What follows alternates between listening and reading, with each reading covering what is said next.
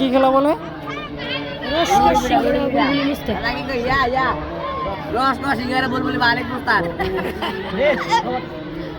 আবার বলো। বাসা থেকে আসছে জন্য কি জন্য আসছে তাহলে?